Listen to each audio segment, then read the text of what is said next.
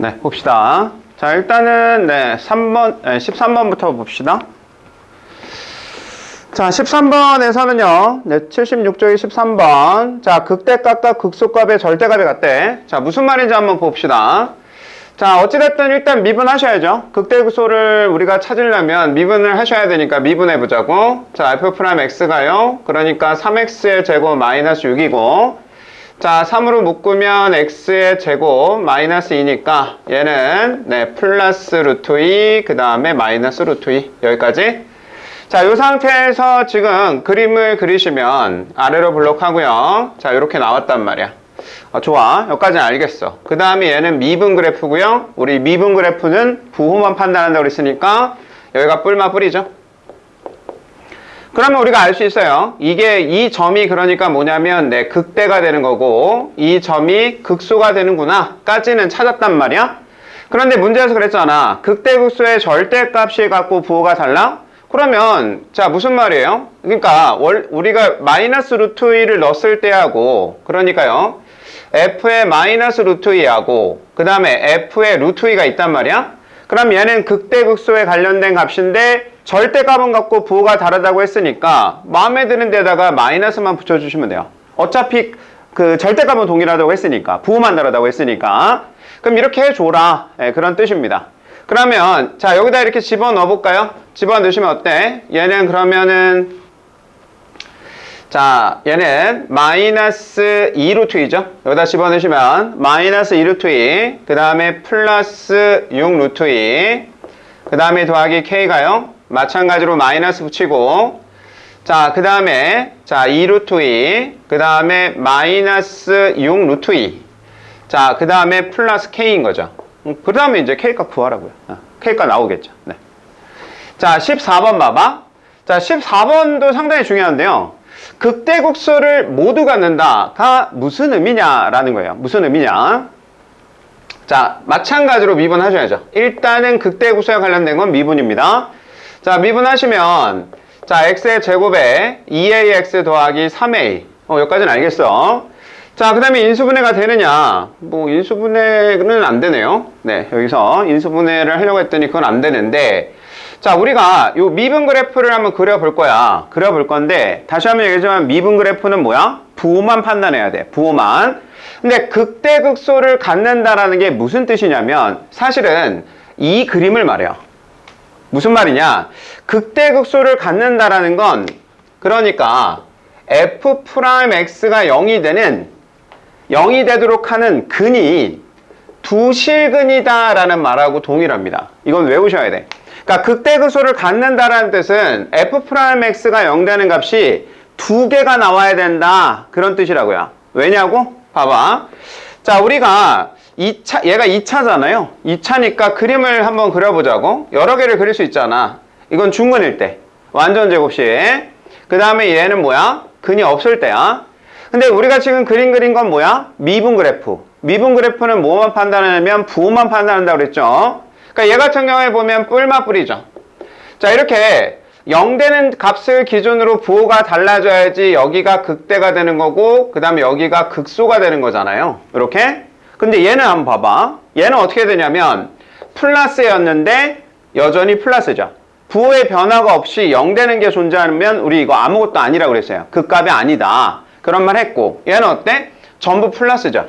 그냥 얘는 뭐야? 이 의미는 자 fx가 증가만 한다. 그런 뜻이 돼버려요. 그러니까 이 말의 의미가 얘가 두 실근을 갖는다. 그런 뜻이라고.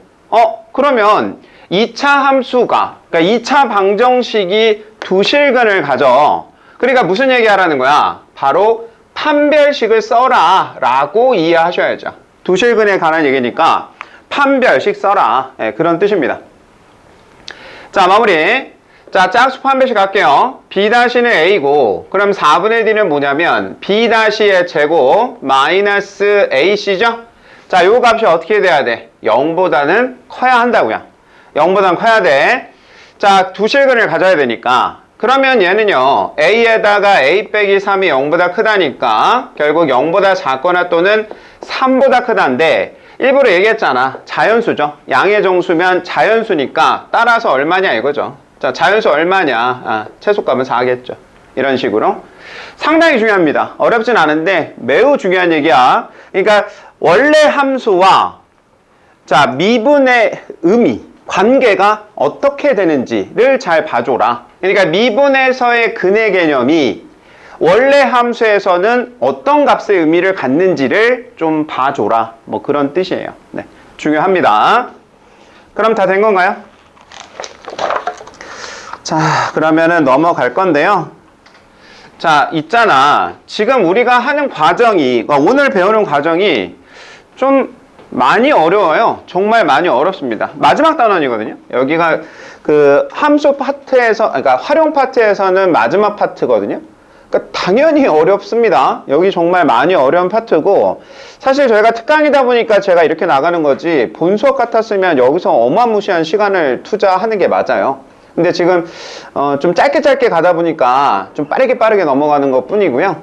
아무튼 가장 어려운 파트야, 여기가. 네, 그래서 좀 어렵게 느껴지실 겁니다. 그래서 여러분들은 어떻게 하시는 게 좋냐면, 일단은 최대한 설명을 듣고 이거를 이제 본 수업 때 좀 더 다지는 걸로 그렇게 가시는 게 좋아요. 뭐 한 번에 그러니까 한 번에 설명한 거를 다 이해할 수 있으면 참 좋겠는데 아마도 쉽지 않으실 거예요. 여기. 네, 여기 상당히 어려운 파트는 맞다.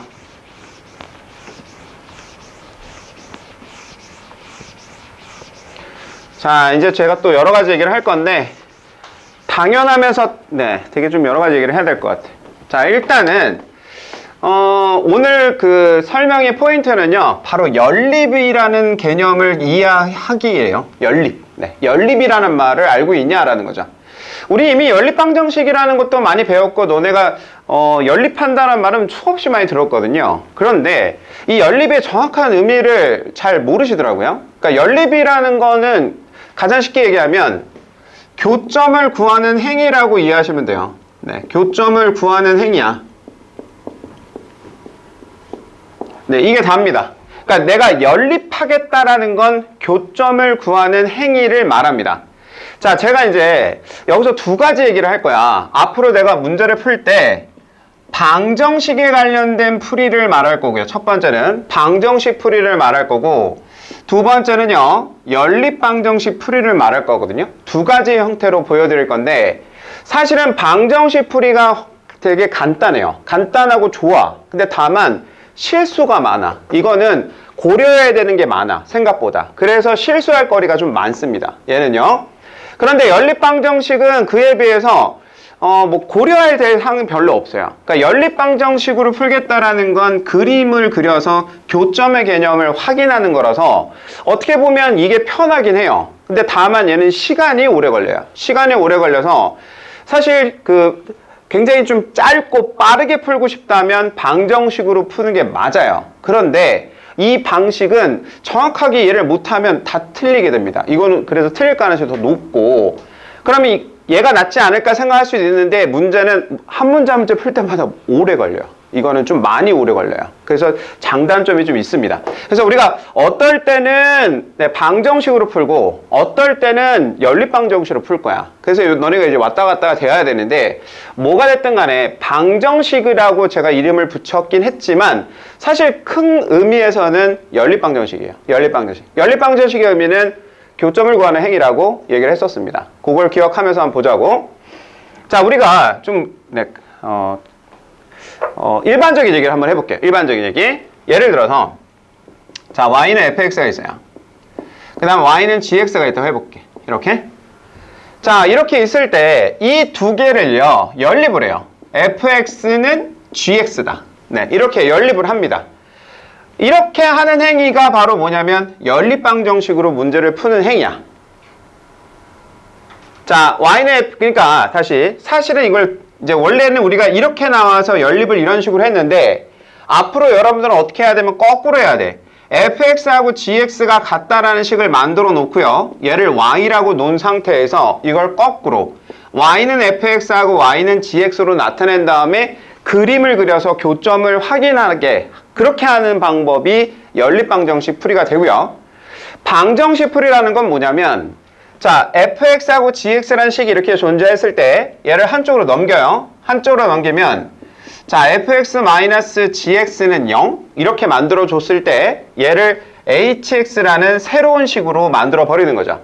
자, 이렇게 새로운 식으로 만들어 주면 hx는 0이라는 게 방정식을 나타내는 거고, 이렇게 풀어가는 행위가 방정식 풀입니다. 다시 제가 방정식을 연립방정식이라는 표현을 썼는데요. 왜 그러냐면 자, 다시 볼게요. hx가 0이라고 그랬을 때 얘를 y라고 표현해 볼게. y라고 표현하면 자, y는요 hx라는 말 하나랑 y는 0 이런 말이 됩니다. 그럼 y는 0이 뭐냐? y는 0은 x축이에요. 그러니까 이게 얘가 의미하는 게 뭐냐면 얘는 x축이라고, 사실은 x축. 그러니까 이걸 그리고 x축하고의 교점을 확인하는 행위가 그게 방정식이에요. 그게 방정식 풀이라고.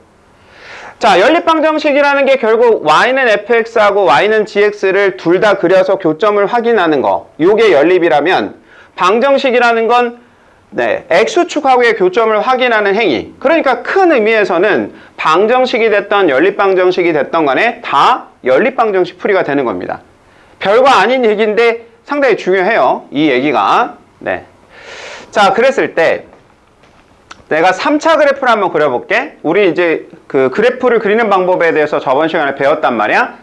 기본적으로 3차가 어떻게 나왔냐면 이렇게 나온단 말이죠. 이게 3차 그래프였단 말이야. 3차 그래프. 그럼 이 3차 그래프가 자, 근을 갖는 조건을 생각해 보자고. 다시 이 3차 그래프가 있어요. 얘를 우리가 y는 fx라고 해보자. 자, y는 fx야. 그런데 아까 그랬죠. 방정식이라는 게 뭐냐면 결론은 x축하고의 교점을 확인하는 행위다. 이렇게 말을 했단 말이야. 그러면은 예를 들어서 자, x축이 이렇게 있어요. x축이 이렇게 있을 때 자, 이 그림상으로 보면 fx가 0이 되는 근이 몇 개냐고. 요때는 3개입니다. 요때는 3개죠. 자, 다시 이번에는 그러면은 이렇게 내가 그림을 그려볼게. 이렇게. 자, y는 fx를 내가 그림을 이렇게 그려볼게.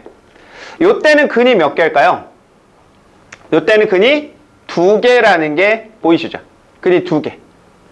자, 다시요. 그럼 이번엔 내가 그림을 이렇게 그려볼게. 이렇게.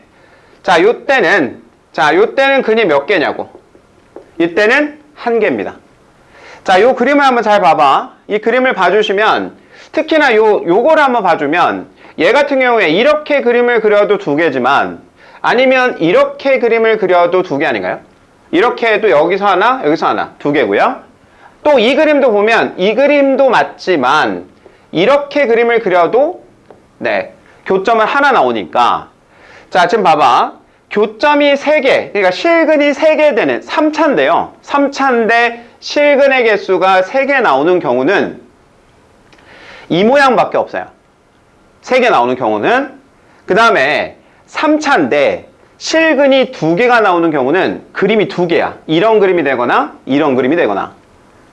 자, 그 다음에 3차인데요. 실근의 개수가 하나 나오는 경우는 이 그림하고 이 그림 2개예요.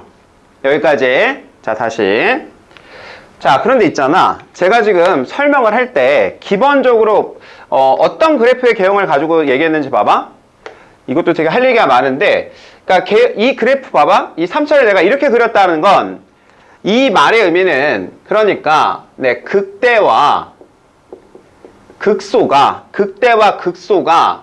반드시 존재하는 그림에서 말을 하는 겁니다. 있잖아. 3차 그래프가요. 극대극소가 무조건 존재하느냐? 꼭 그렇진 않거든요. 꼭 그렇진 않아. 그렇지만 아무튼 내가 이 3차 그래프가 극대극소가 존재한다는 가정하에 근을 가지는 경우에 대해서 한번 알아본 겁니다. 이렇게 알아봤어요. 자, 그랬을 때 자, 여기서 한번 봐주시면 여기서 지금 무슨 말이 하고 싶었냐면 자, 이렇게 근을 3개가 가지려면 어떻게 돼야 되냐면 극대값하고요. 자, 극대값의 부호와 극소값의 부호가 달라야 된다라는 거 보이나요? 자, 극대가 양수고 극소가 음수면 자, 얘는 몇 개의 근을 갖냐면 3개의 실근을 갖는다라는 게 보이냐, 그런 얘기야. 근데 내가 극대가 양수고 극소가 음수라고 하지 않고 극대하고 극소의 부호가 다르다라고 얘기를 했습니다. 왜 그랬냐고요? 아니 이거는 최고 차항 계수가 양수일 때 3차에 최고 차항 계수가 양수일 때는 이렇게 그려지고 음수면 반대로 그려져요. 다시 자 헷갈릴 때는 2차를 생각해봐. 2차 우리 2차 정도는 할 줄 알잖아요. 최고 차항 계수가 양수면 아래로 블록하단 말이죠. 그 다음에 음수면 위로 블록하죠. 그래서 제가 그림 그릴 때 여기서부터 그려달라고 했죠. 2차였을 때 이렇게 그려지고 3차면 여기서 한번 꺾인다고 그랬죠. 꺾인다. 그러니까 내가 그림을 이렇게 그렸단 말이야. 그럼 이건 뭐냐면 자 기울기가 양수일 때야. 기울기가 양수일 때 이렇게 그려진다고요. 근데 기울기가 음수면 최고 차항 계수가 음수면 여기서 꺾이는 형태가 그려지기 때문에 그림이 이게 아니라 어떻게 그려지냐면 이런 형태로 그려진단 말이야. 그럼 그때는 극소가 음수고 자 극대가 양수가 돼요. 이럴 때는 그 값을 가지려면 이런 형태가 돼버리니까 그래서 제가 그냥 극대 극소의 부호가 다르다 그렇게 말을 한 거거든요. 그냥 이렇게 기억을 하시면 됩니다. 극대 극소의 부호가 다르면 세 개의 실근을 갖습니다. 다시 한번 얘기할게. 극대 극소를 갖고 있다는 가정하에 말을 하는 거야. 자, 두 번째 얘기를 합시다. 두 번째 얘기. 두 번째에서는 그림이 두 개가 나와요. 이 그림이 될 수도 있고 이름이 될 수도 있거든. 그러면 이거 어떻게 해야 되느냐? 어렵게 생각하지 말고요. 자, 얘는 뭐야? 얘는 극소죠. 얘는 극소. 얘는 여기서 상에서는 얘는 뭐냐면 극대거든. 그러니까 이거는 어떻게 이해하셔야 되냐면 그러니까 이거는요. 자, 극대값 곱하기 극소값이라고 표현했을 때 그냥 0이 나오면 된다라고 이해하시면 돼. 자, 이 그림 봐봐. 아니, 여기선 극소가 0이에요. 여기선 극대가 0이란 말이야. 그러니까 이 그림이 됐든 이 그림이 됐든 간에 어떻게 된다? 아무튼 두 개 곱하면 0 된다. 그럼 요 때는 뭐야? 요 때는 실근의 개수가 두 개가 나온다 이거죠. 실근의 개수가. 자, 다시요. 자, 밑에 거 한번 봐주시면 요런 경우는 또 어때요? 자, 지금 극대하고 극소의 부호를 봐달라. 둘 다 양수거나 또는 둘 다 음수가 됩니다. 그러니까 여기서는 어떻게 이해하셔야 되냐면 그러니까요. 네, 극대값 곱하기 자, 극소값이 이렇게 있을 때 이게 뭐야? 음수래. 양수가 돼버리면요. 부호가 같으면. 그러니까 이 둘 사이의 부호가 같아버리면 이렇게 같아버리면 이때 실근의 개수는 한 개가 나온다라는 거죠. 자, 지금 내가 X축하고의 교점으로 문제를 풀었어. 그러니까 X축하고의 교점이 뭐라고 그랬죠? 방정식 풀이라고 그랬지? 방정식 풀이. 그러니까 앞으로 제가 방정식 풀이로 풀겠다라고 하면 너네는 극대극소의 관계로 문제를 풀겠다라는 거구나 라고 기억을 하시면 됩니다. 자, 그러면 연립방정식은 뭐냐? 방금 얘기했던 것처럼 그냥 그림 그려서 확인하는 행위거든요. 요거는 실제 문제에서 설명을 할게요. 그게 더 나을 것 같아. 근데 아까 얘기했죠. 어떨 때는 방정식이 낫고 어떨 때는 연립이 낫다라고 했는데 우리가 이제 요런 경우만 기억하면 돼. 어떨 때 연립으로 할 것이냐만 기억하면 나머지는 다 방정식으로 푸는 게 낫다라는 겁니다. 연립으로 푸는 경우는요. 4차인 경우야. 4차 우리가 이제 3차만 배우는 게 아니고요. 4차 그래프도 배워요. 그래서 4차 그래프인 경우에는 연립이 낫습니다. 4차. 그 다음에 자, 미분을 했는데 자, 미지수가 지워지지 않는 경우. 내가 미분을 했어요. 미분을 했는데 그 미지수가 지워지지 않는다면 연립으로 푸는 게 낫다라는 거야. 무슨 말이냐면 저 미지수라는 뜻이요. 앞으로 이제 여러분들이 문제를 볼 때 이런 문제를 보게 돼. 예를 들면 자, x의 세제곱 마이너스 kx의 제곱 플러스 2 이런 걸 한번 봐볼게. 자, 요 상태에서 보면 얘를 미분할게요. 얘를 미분하면 3x의 제곱에 마이너스 2kx 이렇게 돼요. 자, 즉 요 k라는 미지수가 지워지지 않으면 이걸 방정식으로 풀기가 좀 어려워. 그렇게 하면 많이 어렵습니다. 왜냐하면 우리가 기본적으로 미분한 상태에서 우리는 인수분해를 통해서 문제를 풀어야 되거든요. 인수분해를 통해서 풀어야 되는데 이렇게 미지수가 존재해버리면 인수분해가 안 되는 경우가 많거든요. 그래서 자, 이렇게 미분을 했을 때 미지수가 사라지지 않는다면 방정식 풀이는 좋지 않다. 연립이 낫습니다. 다시 만약에 문제가요, fx가 x의 세제곱 마이너스 x제곱 그 다음에 2k 이렇게 나왔다면 얘를 미분해봐. 얘를 미분하면 3x의 제곱 마이너스 2x, 즉 얘가 사라져요. 얘가 사라지는 게 왜 중요하냐면 아까 그랬잖아, 인수분해를 통해서 우리가 뭔가를 할 거란 말이야. 그럼 왜 인수분해를 하냐고요? 아니, 우리가 이게 민수분해가 돼야, 자, 얘가 인수분해가 돼야 우리는 뭐를? 극대극소를 구할 수 있거든요. 극대극소를 구할 수 있을 거 아니야. 그 0 되는 값을 찾아야 되는 거니까. 그러니까 그래서 그런 거거든요. 다시 못 알아듣겠으면 요 정도만 외워둘게요. 요 정도만. 4차인 경우랑 미분했을 때 밀수가 사라지지 않는 경우는 연립으로 푸는 게 좋다. 네, 요 정도만. 네, 요 정도만 써놓을게. 자, 그래서 책의 80쪽 봐봐. 자, 80쪽 위에다가요. 맨 위에다가. 자, 거기 보시면 개념 1번 보일 거야. 개념 1번이 지금 거기에 관련된 얘기거든요. 네, 거기서, 네, 요렇게 하나만 써놓을게요.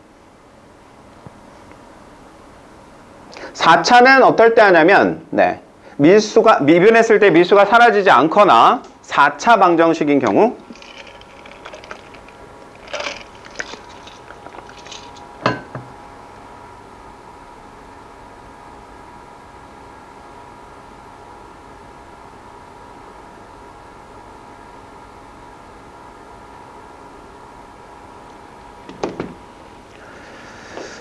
자, 그러면 거기 개념 1번 잠깐 같이 볼래요? 자, 개념 1번에 보면 거기 y는 fx의 그래프와, 자, 그 다음에 뭐냐면 이게 x축이죠. 이게 방정식에 관한 얘기야. 1번은 방정식이라고 써있죠. 방정식 fx는 0 이렇게 써있단 말이야. 그러니까 거기는 fx하고 x축하고의 교점을 확인하는 행위라고 그랬죠. 방정식 풀이가. 자, 그래서 거기 보면은, 네, 만나는 점의 x좌표와 같다 이렇게 되어 있습니다. 2번. 네.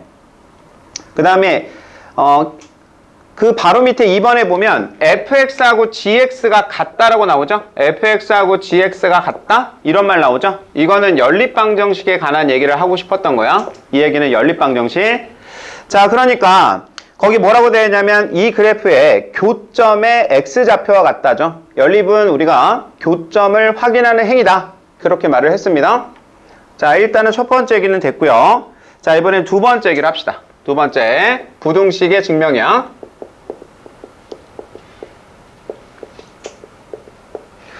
얘는 의외로 좀 간단해요. 생각보다 얘는 좀 간단한데, 이렇게 봅시다.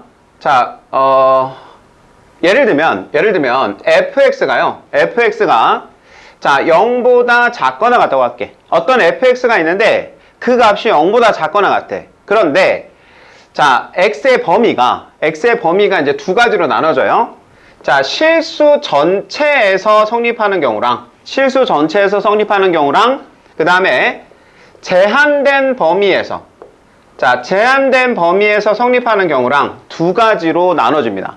두 가지로 나눠지는데, 얘하고 관계없이, 이거하고 관계없이, 우리는 fx가 0보다 작거나 같다고 하시면, 너네는 뭘 찾아야 되냐면, 이 fx의 최대값을 찾으면 됩니다. 이걸 생각하시면 돼. 자, 어렵지 않아. 무슨 말이냐면, 아니, 이 fx가 갈 수 있는 최대값을 구해. 그 최대값이 0보다 작거나 같대. 그러면 실수 전체가 됐던 제한된 범위가 됐던 간에 그 범위 안에서 무조건 어때? 0보다 작거나 같을 수밖에 없는 거 아닌가요? 너무 당연한 얘기라고. 최대값이 뭔데? 그 함수가 가질 수 있는 가장 큰 값이야. 그 가장 큰 값이 0보다 작거나 같다면 나머지 값들도 다 성립한다. 그런 뜻이에요. 그러니까 앞으로 우리가 이런 거를 보게 되면 나는 얘를 최대값을 구해야지 그 생각만 하시면 된다고요. 다시. 또는 이렇게 나오거나 또는 이렇게 나올 수 있어요. fx가 있고 gx가 이렇게 있대요. 근데 이걸 만족하는 뭐 값을 구해라. 이런 식으로 하면 너네는 얘를 이쪽으로 넘기는 거야. 얘를 넘겨서 자, fx-gx는 0보다 작거나 같다. 이렇게 만들어 버리고, 그러면 얘랑 봐봐. fx라는 거는 요 모양은 다르지만 0보다 작거나 같다라는 말은 똑같거든요. 그러면 어떻게 하라고? 그러면 우리는 여기서 얘를, 자, 최대값을 찾아. 요 놈의 최대값을 찾은 다음에 그 값이 0보다 작거나 같다라는 것만 보여주면 된다. 그런 얘기입니다. 자, 그래서 결론은 그거야. 결론은요. 어떤 네모 값이 0보다 크거나 같다. 이렇게 나왔어. 그럼 너는 이 네모에 뭐를 구하면 되냐면 최소값을 찾으면 되겠죠. 그럴 때는 최소값. 자, 다시요. 자, 어떤 네모의 값이 0보다 작거나 같다라는 걸 찾아달래. 그럼 그땐 너네는 이 네모의 최대값을 찾아야지 라고 생각을 하면 된다라는 겁니다. 있잖아. 이렇게 보면 되게 간단하죠. 이렇게 보면 뭐야? 너무 당연한 얘기 아닌가? 이렇게 생각할 수 있는데 이걸 막 수식으로 막 보여주면 뭘 해야 될지 몰라. 내가 뭘 해야 되는 거지? 감이 안 온단 말이야. 그래서 기본적으로 이렇게 좀 생각을 해주셔야 돼요. 그래서 이게 다야. 그 부등식의 증명에다가 요것만 써주세요. 요것만. 거기 자 2번 부등식의 증명에 사실 다 필요 없어요. 거기 나온 내용 다 필요 없고 너는 이것만 알면 돼. 그러니까 뭐보다 크거나 같다고 하면 최소값을 찾아야지. 뭐보다 작거나 같다고 하면 최대값을 찾아야지. 그 생각만 하시면 됩니다. 그 생각만. 그래서 그거 하나만 거기다가 적어주세요.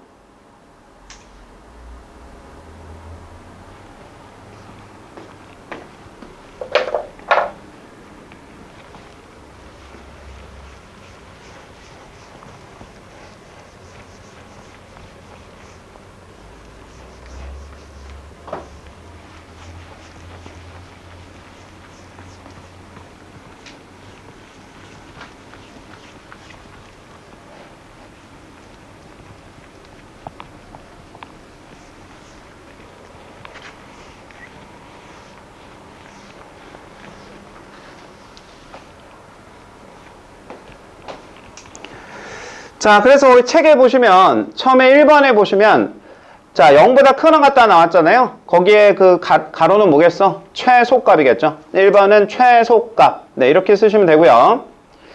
자, 그 다음에 여기서는 그 다음에 그 밑에 2번은 아까 얘기했던 거 이걸 넘기라는 뜻이에요. 얘를 이렇게 넘겨서 여기 fx하고 gx가 이렇게 있는데 얘를 한쪽으로 넘겨라. 얘를 한쪽으로 넘긴 상태에서 요 놈을 hx라고 치환한 다음에 요 놈을 hx라고 치환한 다음에 문제를 풀어라 라는 뜻이에요. 이 말의 의미가. 그러니까 거기에 들어가는 내용은 fx 빼기 gx겠죠. fx 빼기 gx가 그래서 나오는 겁니다. 자, 그런 얘기. 자, 그 다음에 이제 세 번째 얘기를 합시다. 자, 세 번째는 자, 속도와 가속도에 관한 얘기를 하자. 속도와 가속도. 속도와 가속도. 있잖아. 우리가 사실은 속도라는 말과요, 속력이라는 말을 사실 구별을 잘 안 하거든? 근데 이게 사실 구별돼야 되는 얘기입니다. 이 속도와 속력은 사실 좀 달라요. 이 속력이라는 게 사실 어떤 의미냐면 절대값 속도야. 이상하죠? 아니, 절대값 속도가 속력이야? 왜 속도에 절대값이 붙지? 그러니까 사실 속도라는 건 음수가 나올 수 있어요. 이상하지? 아니, 어떻게 속도가 음수가 나오지? 어떤 의미냐면 이런 의미야. 그러니까 속도라는 표현은 자, 방향성을 좀 갖고 있어요. 예를 들어서 내가 이쪽으로 가는 걸 플러스 방향이라고 하고 이쪽으로 가는 걸 마이너스 방향으로 표현하고요. 얘가 여기가 원점에서 출발을 한다고 해볼게. 그런데 예를 들면 얘가 자, 시속 예를 들어서 50km 시속 50km로 간대. 이런 속도로 간다라고 한다면 그거는 이상에서 오른쪽으로 간다는 뜻이에요. 그 말의 의미는. 그러면 자, 마찬가지로 마이너스 시속 50km다 이렇게 하면 얘를 기준으로 왼쪽으로 가겠다의 의미를 갖고 있다는 겁니다. 그러니까 속도라는 건 자, 방향을 포함해요. 속도는. 우리가 속력이라는 건 그냥 크기거든요. 그냥 크기. 그러니까 우리가 사실 절대값의 개념으로 이해하셔야죠. 우리가 이것도 알고 있잖아. 정수상에서 자, 얘는 플러스 1이라고 얘는 마이너스라고 하잖아요. 그 이유가 뭔데? 플러스라는 건 오른쪽에서의 1만큼의 의미다. 그러니까 우리가 플러스 1이라는 건 오른쪽으로 그 크기가 1만큼의 의미를 나타내는 거고 마이너스 1이라는 건 왼쪽에서의 요 크기가 1만큼을 나타내는 의미였단 말이야. 사실 너네는 이걸 따지지 않고 구도가 써왔지만 이런 내용이 들어있었다는 거죠. 마찬가지로 속도라는 표현은 앞으로 이 속도의 개념은 방향성을 포함해요. 그래서 이 수직선상에서의 방향은 오른쪽으로 가는 건 플러스, 왼쪽으로 가는 건 마이너스를 생각을 하시면 됩니다. 근데 그거와 관계없이 크기만 나타내는 거는 절대값이다. 그렇게 이해를 하시면 돼요. 다시. 자, 그랬을 때, 자, 우리가, 자, 위치가 있어요. 위치. 자, 위치가 있는데, 자, 위치, 그 다음에 또는 거리라고 할게. 조금 정확한 표현은 아닌데, 일반적으로 위치하고 거리가 있어요. 위치하고 거리가 있을 때, 얘를요, 시간에 대해서 얘를 미분하면, 얘는 속도의 개념이 됩니다. 얘는 속도의 개념이 되고, 다시 이 속도를 또 미분하면, 얘는 가속도의 의미가 돼요. 가속도다. 약간 물리 같은 느낌인데, 네, 약간 좀 물리적인 내용이 들어있어요. 자, 그래서 우리가 다시 한번 해보자. 우리가 알고 있는 속력의 정의를 기억해봐. 우리가 알고 있는 속력이 뭐였냐? 여러분이 그동안 알고 있었던 거, 속력이 뭐였냐면, 자, 시간분의 거리였다. 네, 시간분의 거리. 속력이라는 뜻이 원래 이제 이런 의미로 우리가 외워왔단 말이야. 근데 이걸 말로 표현해보면 어떻게 되냐면, 시간당 거리의 변화율이에요. 정확한 표현은 이런 표현이죠. 그렇지 않아? 아니, 예를 들어서 시속 50km면 1시간에 50만큼 간다라는 뜻이잖아요. 그러니까 그만큼 그 시간당의 그 크기를 말하는 거야. 그게 속력의 의미였단 말이죠. 근데 속도의 개념은 뭐냐? 방향성을 내포하기 때문에, 야, 우리 미분이 뭔데? 미분이라는 의미가 뭐였냐? 기억해봐. 우리 미분 개수 제가 설명할 때, 미분 개수를 설명할 때 얘의 또 다른 이름이 뭐라고 그랬냐면 순간 변화율이라고 했던 거 기억하시나요? 순간 변화율. 우리가 평균 변화율이 있었죠. 평균 변화율은 두 점 사이의 기울기였는데, 자, 원래 평균 변화율이 이 두 점 사이에 이런 기울기였는데 얘를 막 점점 줄인다고 그랬지. 얘는 가만히 있고 얘는 점점 줄여서 여기서 요 상에서의 자, 변화율을 우리는 미분계수라고 한단 말이에요. 다른 이름이 순간 변화율이라고. 그러니까 미분의 개념은 변화율이란 말을 갖고 있는 거야. 그러니까 사실 우리 이 속도의 정의가 뭐냐면, 되게 재미없겠다. 재미는 없겠지만 한번 들어봐. 알고는 있어야 돼가지고. 그래서 속도라는 말이 뭐냐면, 속도의 정의가 어떻게 되냐면 이거야. 속도의 정의는 델타 t분의 델타 x예요. 델타 t분의 델타 x. 델타 x가 뭐냐? x가 위치를 말해요. x가 위치. 자, x가 위치고요. 그 다음에 델타 t는 시간의 변화율이겠죠. 시간의 변화율. 그러니까 이게 원래 속도의 정의야. 속도의 정의는 델타 t분의 델타 x입니다. 근데 우리가 이 델타라는 거를 자, 세모로 안 쓰고 문자로도 쓰잖아요. 문자로. 자, 어떻게 얘기하냐면 dx dt 이런 식으로도 얘기를 했죠. 이게 무슨 말이냐면 x라는 변수를 t에 대해서 미분한다. 이런 뜻이고요. 그러니까 이게 어떤 의미냐면 x가 방금 제가 위치라고 그랬죠. 위치. 그러니까 위치의 시간의 변화율이 속도의 정의입니다. 자, 다시. 좀 말이 어려운데, 그래서 간단히 정리하면 그거예요. 위치나 거리를 자, 시간 t에 대해서 미분한 게 속도예요. 그래서 속도는 방향이라는 게 존재하기 때문에 음수가 나올 수 있어요. 음수가 나올 수 있다. 그 다음에 그 속도를 다시 한번 미분한 게 가속도가 됩니다. 그냥 그렇구나 하면 돼. 이거는 뭐 크게 어려운 얘기가 아니고. 그러니까 가속도라는 놈은 그러니까 속도의 또 시간의 변화율이 되겠죠. 다시. 야, 위치의 시간의 변화율이 속도고요. 속도의 시간의 변화율이 가속도야. 자, 이 얘기는 나중에 또 여러 번 해야 될 것 같아. 한 번에 이해하기 힘드니까요. 아무튼 이런 얘기를 담고 있다. 그래서 여러분이 기억하셔야 되는 건 속도의 정의는 dx dt다. 그러니까 x를 t에 대해서 미분한 결과치다. 더 쉽게 얘기하면 그냥 t에 대해서 미분하면 된다. 그게 답니다. 자, 책을 볼게요. 자, 책을 보시면 80쪽 봐봐. 80쪽.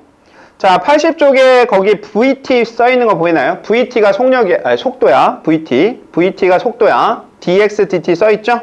dx dt. 그러니까 이게 뭐냐면 F'T라고요.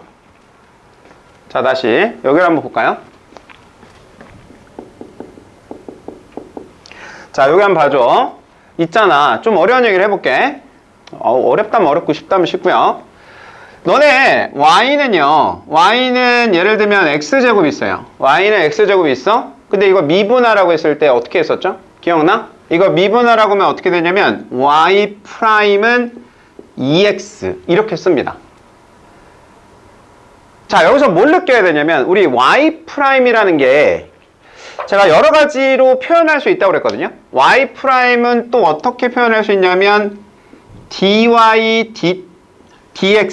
dx 이렇게 표현할 수도 있고 또는 자 dx분의 d에 fx 이렇게 표현할 수도 있고 좀 다양하게 표현할 수 있다고 했었던 거 기억해봐. 자, 여기서요 일로 내려올 때 자, 좀 뭔가 이상하지 않나? 뭐가 이상하냐고요? 여기서 이렇게 내려왔는데 얘는 분명히 미분했죠. 이건 미분해가지고 이렇게 썼단 말이야. 이렇게 썼어. 근데 얘가요, 갑자기 y가 갑자기 y'으로 바뀌었단 말이야. 사실 중간 과정이 생략된 겁니다. 무슨 말이냐면 이 y를 그냥 미분한 거야, 사실은. y 미분하면 얼마지? y 미분하면 원래 1이죠. 숫자 1인데 그러니까 사실 이 앞에는 1이 생략되어 있는 거야. 그러니까 무슨 말이냐면 처음에 이거를 x에 대해서 양쪽을 미분한 거예요. 원래 의미가. 이걸 양쪽을 x에 대해서 미분하시오야. 그러면 얘는 지금 y를 미분해서 1이 됐는데 사실은 이 옆에다가 써준 거야. 뭐에 대해서 미분했는지를 써줘야 된다고요. 자, 얘를요 y에 대해서 미분한 게 아니라 x에 대해서 미분했기 때문에 얘를 미분해서 써주고 그 다음에 옆에다가 y를 x에 대해서 미분했다라고 사실은 써준 형태야라는 거지. 다시. 그래서 이제 쉽게 얘기하면 우리가 미분했을 때 자, x에 대해서 미분했기 때문에 이건 아무것도 안 써준 거야. 아무것도 안 써놨는데 얘는요 써주셔야 돼요. 뭐에 대해서 미분했는지. 그건 또 왜 그러냐? 그건 또 합성함수의 미분이라는 개념이 또 들어가는데 그렇게 가면 너무 어려우니까 그냥 뭐에 대해서 미분했는지를 써줘야 된다. 뭐 그렇게 이해하셔도 돼요. 그래서 이 y'이라는 표현은 자, 정확히 얘기하면 dy dx라는 표현이거든요. 이게. 자, 그럼 이 얘기를 왜 했느냐? 여기서 얘기하려고 했어요. 여기서. 자, 여기서요. t에 대해서 양쪽을 미분해봐라. t에 대해서. 그러면 x를 미분하면 1이야. 그런데 x라는 놈을 t에 대해서 미분했다고. 그래서 dx dt라고 써야 된다고. 이렇게 써주고. 그 다음에 얘도 미분하면 얘는 f't인데요. 어찌됐든 ft라는 게 t로 이루어지는 함수야. 그러니까 t로 미분했으니까 아무것도 써줄 필요가 없잖아.